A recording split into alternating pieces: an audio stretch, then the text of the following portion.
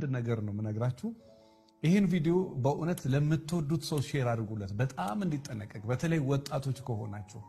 እሱም አንድ ነገር ነው። እሱም እስከ ዕለተ ሞታችሁ ድረስ እድሜ ልካችሁን ህይወታችሁን የሚያበላሽና በጣም አደገኛ ሰው ዛሬ ላይ በ60 ዓመቷ በ70 ዓመቷ ዛሬ ላይ በ60 ዓመቱ በ70 ዓመቱ በ80 ዓመቱ በጣም የመከራ ትንፋሽ እየተነፈሰ እያለቀሰ ዋጋ እየከፈለ የሚኖር ሰው አለ። በአንድ ምክንያት ሴት ልጅም ሆና በአንድ ምክንያት ህይወቷ እንዳለ መስቀልቀል ሆና ምን አለ ትላንትና ልብ በኖረኝ፣ ምን አለ ትላንትና ይሄን አውቄ ቢኖር፣ የሚመክረኝ ሰው ኖሮ ቢሆን፣ አባቶቼ ልክ ነበሩ፣ እናቶቼ ልክ ነበሩ እያለች እያለቀሰች የምትኖር ሴት አለ። እሱ ምንድነው? በህይወት ዘመናችሁ ላይፋችሁ በጣም የጣፈጠና ጥሩ እንዲሆን የምትፈልጉ ከሆነ አንድ ነገር ተጠንቀቁ። እሱ ምንድነው? ግፍ አይኖርባችሁ። እኔ የእውነቴን ነው የምነግራችሁ። እኔ በዚህ ጉዳይ ላይ ዋጋ ከፍዬ አውቃለሁ።